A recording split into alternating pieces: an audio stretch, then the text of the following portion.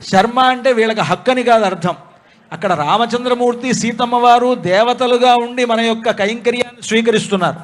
రామచంద్రమూర్తిని సీతమ్మ వారిని దేవతలుగా భావిస్తేనే కదా మనం వారికి కైంకర్యం చేసేది. లేకపోతే ఎందుకు కైంకర్యం చేస్తాం? మామూలుగా ఎంతమంది రాజులు పరిపాలించలేదు, ఎంతమంది గొప్ప తేజస్సుతో వెలగలేదు లోకంలో. నిన్న మనం చెప్పుకున్నాం ఎదుర్కోలు ఉత్సవంలో రామచంద్రమూర్తి వంశంలోనే రఘుమహారాజు అనేటువంటి వాడు పుట్టాడు. ఆయన కుబేరుడితో యుద్ధాన్ని ప్రకటించాడు. రామచంద్రమూర్తి తండ్రి దశరథ మహారాజు దేవతలకు కూడా యుద్ధాల్లో సహకరించాడన్నాం. అంత గొప్పవాళ్ళైనా వాళ్ళని మనం ఎవరం పూజించట్లా, రాముణ్ణి పూజిస్తున్నాం. కారణం ఏమిటంటే రామచంద్రమూర్తి దైవం కనుక. సాక్షాత్తు మహావిష్ణువే లోకంలో రామచంద్రమూర్తిగా అవతరించాడు కనుక ఆయనకు శర్మ అనేటువంటి పేరు. పరబ్రహ్మ శర్మణో నప్త్రే వ్యూహ వాసుదేవ శర్మణ పౌత్రాయ విభవ వాసుదేవ శర్మణ పుత్రాయ అంటూ రామచంద్రమూర్తిని శర్మగా భావిస్తాం. రాముడు ఎప్పుడైతే శర్మ అయ్యాడో సీతమ్మ వారు కూడా ఆ శర్మకు సంబంధించినటువంటి వంశమే అవుతుంది. ఆవిడ కూడా క్షీరార్ణవ శర్మణ పుత్రీం అంట. క్షీర సముద్రం యొక్క పుత్రిక ఆవిడ. అలాగే విశ్వంభర శర్మణో నప్త్రీం, విశ్వంభర శర్మ అనేటువంటి వాని యొక్క మునిమనవరాలు ఆవిడ. రత్నాకర శర్మణ పౌత్రీం, రత్నాకర శర్మ అనేటువంటి వాని యొక్క మనవరాలు సీతమ్మ వారు అనంటూ సీతమ్మ వారికి సంబంధించిన రాముల వారికి సంబంధించినటువంటి గోత్ర ప్రవరలను ఇప్పుడు అర్చక స్వాములు పఠిస్తారు. వీటిని వింటే మన గోత్రాభివృద్ధి అవుతుందంటారు. మన గోత్రాభివృద్ధి కావడానికి ఈ గోత్ర ప్రవరలను వినాలి. అర్చక స్వాములు పఠిస్తారు, శ్రద్ధగా విందాం. బ్రువతే అనంత వేదాధ్యాయినే అచ్యుత పరబ్రహ్మణే ఆదినారాయణాయ నిరాకార సాకార పరవ్యూహ విభవాంతర్యామ్యర్చావతార పంచార్షేయ ప్రవరాన్విత అచ్యుత గోత్రోద్భవాయ బ్రహ్మ శర్మణో నప్త్రే అనంత వేదాధ్యాయినే అచ్యుత పరబ్రహ్మణే ఆదినారాయణాయ నిరాకార సాకార పరవ్యూహ విభవాంతర్యామ్యర్చావతార పంచార్షేయ ప్రవరాన్విత అచ్యుత గోత్రోద్భవాయ వ్యూహ నారాయణ శర్మణ పౌత్రాయ వేదాధ్యాయినే అచ్యుత పరబ్రహ్మణే ఆదినారాయణాయ నిరాకార సాకార పరవ్యూహ విభవాంతర్యామ్యర్చావతార పంచార్షేయ ప్రవరాన్విత అచ్యుత గోత్రోద్భవాయ వాసుదేవ శర్మణః పుత్రాయ అనంత వేదాధ్యాయినే అచ్యుత పరబ్రహ్మణే ఆదినారాయణాయ నిరాకార సాకార పరవ్యూహ విభవాంతర్యామ్యర్చావతార పంచార్షేయ ప్రవరాన్విత అచ్యుత గోత్రోద్భవాయ భద్ర సాక్షాత్ శ్రీమన్నారాయణ స్వరూపాయ భద్రాచల శ్రీరామ నారాయణ స్వామినే వరాయ చతుర్వేదాధ్యాయిని సౌభాగ్య విశ్వంభరే నిరాకార సాకార చితీశ్వర త్రయార్షేయ ప్రవరాన్విత సౌభాగ్య గోత్రోద్భవా విశ్వంభర శర్మణో నప్త్రే చతుర్వేదాధ్యాయిని సౌభాగ్య విశ్వంభరే నిరాకార సాకార చితీశ్వర త్రయార్షేయ ప్రవరాన్విత సౌభాగ్య గోత్రోద్భవా రత్నాకర శర్మణః పౌత్రే చతుర్వేదాధ్యాయిని సౌభాగ్య విశ్వంభరే నిరాకార సాకార చితీశ్వర త్రయార్షేయ ప్రవరాన్విత సౌభాగ్య గోత్రోద్భవా ఆర్ణవ శర్మణః పుత్రే చతుర్వేదాధ్యాయిని సౌభాగ్య విశ్వంభరే నిరాకార సాకార చితీశ్వర త్రయార్షేయ ప్రవరాన్విత సౌభాగ్య గోత్రోద్భవా సాక్షాత్ శ్రీ మహాలక్ష్మీ స్వరూపాం శ్రీ సీతా మహాలక్ష్మీ నామ్నీం ఇమాం కన్యాం వృణీధ్వం వృణీమహే. రాజా రామచంద్ర భగవానికి చాలా గొప్ప విశేషం. ఇక్కడ అచ్యుత సౌభాగ్య గోత్రాలు అనేది ఈనాడు కాదు, భక్త రామదాసు గారు ఈ యొక్క వారి గురువు గారు అయినటువంటి రఘునాథ భట్టర్ వారి వద్ద ఈ యొక్క భద్రాచల క్షేత్ర చరిత్రంతో కూడా తెలుసుకున్నవారై ఈ యొక్క భద్రాచల క్షేత్రాంటిలో ఈరోజు రాముడు అవతరించిన నాడే కళ్యాణం జరగాలి అని చెప్పి భక్త రామదాస్ గారు నిర్మించారు. ఆ రోజు నుంచి ఈ రోజు వరకు కూడా ఎప్పుడూ కూడా ఇప్పుడు ఏనాటికి కూడా భద్రాచల క్షేత్రంలో ప్రవరణలు మాత్రం లక్ష్మీనారాయణలో ప్రవరణ చెప్పడం అనేది పూర్వం నుంచి వస్తుంది, ఇప్పుడు ఉంటుంది, ఇక ముందు కూడా అదే జరుగుతుంది. జై శ్రీరామ్, రామనారాయణ గోవింద. అంతా కూడా నమస్కారం చేసి చెప్పండి. దాస్యామి సామ్రాజ్యమిత్యాశిశోభాషణం కుర్యాత్ సామ్రాజ్యం భోజ్యం స్వరాజ్యం వైరాజ్యం పారమేష్ట్యగం రాజ్యం మహారాజ్యమాధిపత్యమయం.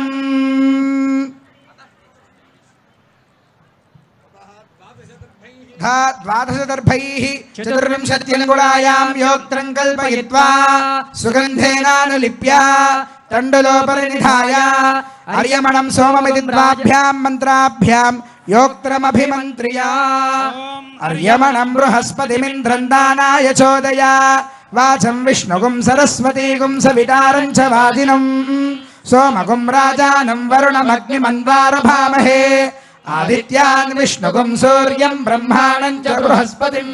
యోక్త్రాధిదేవతాయై శ్రీం శ్రియై నమః ఆవాహయామి. ఐం హ్రీం శ్రీం శ్రియై నమః. తతః గంధద్వారేతి మంత్రేణ యజ్ఞోపవీతమభిమంత్ర్య. ఓం గంధద్వారాందురాధర్షాన్ నిత్యపుష్టాంగరేషణీం ఈశ్వరీం సర్వభూతానాం తామిహోపహ్వయే శ్రియం. యజ్ఞోపవీతాధిదేవతాయ శ్రీమన్నారాయణాయ నమః ఆవాహయామి. ఓం నమో భగవతే వాసుదేవాయ. ఓం నమో విష్ణవే.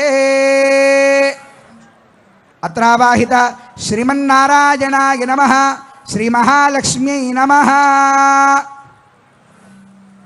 ధ్యానాది సకలోపచారాన్ సమర్పయామి. అర్ఘ్యం సమర్పయామి. పాదయోః పాద్యం సమర్పయామి. గంధం సమర్పయామి. పుష్పం సమర్పయామి. ఉపమాఘ్రాపయామి. దుర్వారోహంతు పుష్పిణీః. హృదాష్టపుండరీకాని సముద్రస్య దుహాని మే. ఇప్పుడు కళ్యాణంలో ప్రధానమైనటువంటి ఘట్టాలలో ఒక్కొక్క ఘట్టం మనకి ముందుకు వెడుతూ ఉన్నాము. అలా వెళ్ళేటువంటి సమయంలో అమ్మవారికి యోక్త్రధారణ అనేటువంటి కార్యక్రమాన్ని నిర్వహించబోతూ ఉన్నారు. యోక్త్రము అంటే దర్భలతో చేసినటువంటి తాడు. ఈ తాడును అమ్మవారి యొక్క నడుముకి కట్టడం జరుగుతుంది. దేనికి అలా కడతారు అంటే మనకి విధానంగా పెళ్లి చేసుకునేటువంటిది ప్రధానంగా సంతానార్థులై వివాహం చేసుకుంటాం. కాబట్టి వచ్చేటువంటి అమ్మాయి యొక్క కడుపు పండాలయ్యా అంటే గర్భస్థమైనటువంటి దోషాలు ఏవీ కూడా ఉండకుండా ఉండటం కోసం ఆ యోక్త్రధారణ అనేటువంటి కార్యక్రమాన్ని నిర్వహిస్తారు. అదిగోండి, అయితే సాధారణంగా ఇతర కన్యలకైతే ఆ దోషం ఉండవచ్చు, కానీ మరి అమ్మవారికి అటు ఉంటుందా అంటే కాదు. ఈ దోషం ఎవరికైతే ఉంటుందో దీన్ని దర్శించటం వల్ల అమ్మవారి యొక్క సంతానమైనటువంటి మనమందరం కూడా సంతానవంతులం అనేటువంటి దానికి ప్రతీకగా ఆ యోక్త్రధారణ అనేటువంటి కార్యక్రమాన్ని నిర్వహిస్తున్నారు. అదిగోండి, ఆ యోక్త్రాన్ని ఇప్పుడు దర్శింపజేస్తారు అందరికీ కూడా. దాన్ని అందరూ కూడా దర్శించండి. ఎవరైతే దాన్ని దర్శిస్తారో సంతానపరమైనటువంటి దోషాలుంటే అవన్నీ కూడా తొలగిపోతాయని శాస్త్రం.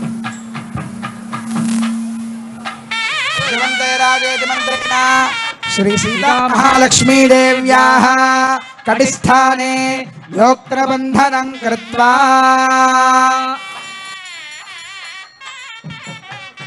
యోక్త్రధారణ త్యాగరాజస్వామి వారు అంటారు, సీతమ్మ మాయమ్మ శ్రీరాముడు మా తండ్రి. సీతమ్మ మాయమ్మ శ్రీరాముడు మా తండ్రి. సీతమ్మ మాయమ్మ. ఆ తల్లి ఆవిడ సీతమ్మ, ఆవిడ మన తల్లి అంటారు కనుక ఆవిడకి గర్భదోషాలు ఏమిటండి అని అంటే ఆవిడకి గర్భదోషాలు ఏముండవు. మనమంతా కూడా దోషాలు చేస్తాం కదా, మన దోషాలన్నీ పోగొట్టుకోవడానికి సీతమ్మ వారు తన నడుముకి ఈ యోక్త్రాన్ని ధరిస్తూ ఉన్నారు.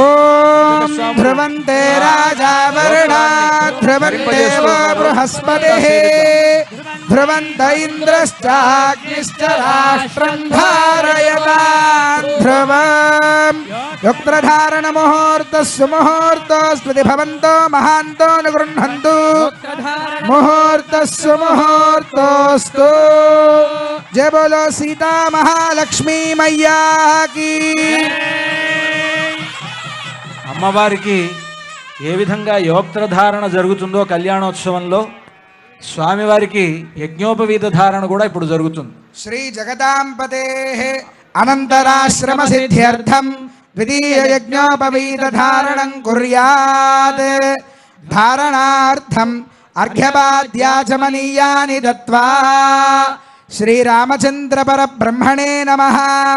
ఇదమర్ఘ్యం సమర్పయామి, ఇదం పాద్యం సమర్పయామి, ఇదమాచమనీయం సమర్పయామి. ద్వితీయాశ్రమ సిద్ధి. ద్వితీయాశ్రమం అనంటే బ్రహ్మచర్యం నుండి గృహస్థు అవుతున్నాడు రామచంద్రమూర్తి. సీతమ్మ వారిని కళ్యాణం చేసుకొని ఆయన ఈనాటి నుండి ఆయన రెండో ఆశ్రమంలోకి గృహస్థాశ్రమంలోకి ప్రవేశిస్తున్నాడు. అంతా యజ్ఞోపవీతాన్ని స్వామివారికి ధరింపజేస్తూ ముందుగా అర్చక స్వాములు మనకు ఆ యజ్ఞోపవీతాన్ని చూపిస్తూ ఉన్నారు. అంటే మన అందరికీ అలా చూపించడంలో ఉద్దేశం ఏమిటి అని అంటే మన అందరం స్వామికి ధరింపజేస్తున్నట్లు అనమాట భావించమని. ఆ స్వామివారికి ధరింపజేసేటువంటి యజ్ఞోపవీతాన్ని సేవించండి. ఓం తద్విష్ణాః పరమం పదగం సదా పశ్యంతి సూరయః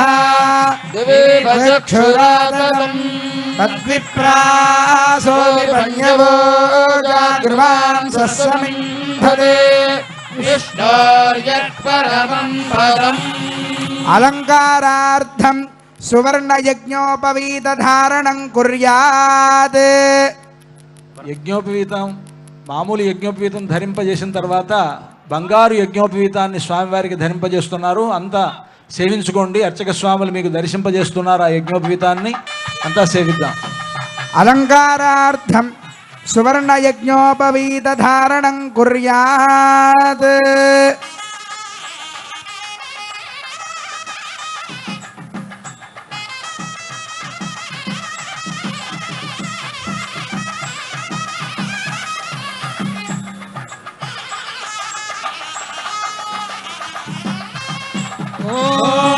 యజ్ఞోపవేదం పరమం పవిత్రం ప్రజాపతేర్యత్ సహజం పురస్తాద్. ఆయుష్యమగ్ర్యం ప్రతిముంచ శుభ్రం యజ్ఞోపవీతం ఫలమస్తు తేజః. సువర్ణ యజ్ఞోపవీత ధారణ ముహూర్త సుముహూర్తోస్తి భవంతో మహాంతో ను గృహంతు. ధారణ ముహూర్త సుముహూర్తోస్తు. జయ బోలో రాజా రామచంద్ర భగవాన్ కీ. అతః వరపూజాం కుర్యాత్. ఉత్తరాగ్రం కూర్చం నారాయణస్యాసనం దత్వా. యజ్ఞోపవీత ధారణ జరిగిన తర్వాత స్వామివారు ఇప్పుడు రామచంద్రమూర్తికి వరపూజ జరుగుతోంది. ఈ వరపూజలో ముందుగా పాద ప్రక్షాళనం చేస్తారు. ఆ పాద ప్రక్షాళనం జరిగిన తర్వాత స్వామివారికి వరుసగా మధుపర్క ప్రాశనం, అలాగే నూతన వస్త్రాలు ఇవన్నీ కూడా సమర్పిస్తారు. ఆ రకరకాలైనటువంటి ఆభరణాలు, బంగారు ఆభరణాలు ధరింపజేస్తారు. ఇదంతా కూడా వరపూజ అంటారు. ఆ పాద ప్రక్షాళనను అర్చక స్వామి నిర్వహిస్తున్నారు. మనంతా కూడా సేవిద్దాం.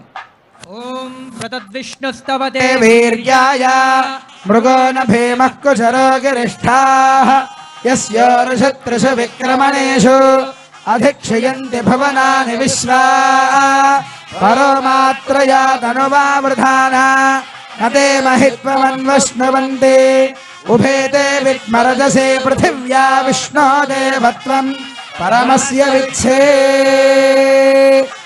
ప్లోతవస్త్రేణ సంభృజ్య నయశ్చక్రాయ విద్మహేతి నారాయణాస్త్రేణ పాదారవిందయోరభిమంత్ర్య. ఓం నయశ్చక్రాయ విద్మహే సహస్రజ్వాలాయ ధీమహి తన్నశ్చక్రః ప్రచోదయాత్. ఇమం మే గంగే దిత్యనువాకేన పుష్పోదకస్నపనం కుర్యాత్. ఓం ఇమం మే గంగే యమునే సరస్వతి శతద్రష్టోమకం సచతాపరిష్ణయా असिक्नियामरुत्वृधे वितस्तयार्जीकीये शृणह्या सुषोमया अर्चत प्रार्चत हिरण्यरूप इति द्वाभ्यां मन्त्राभ्यां स्वर्णाभरण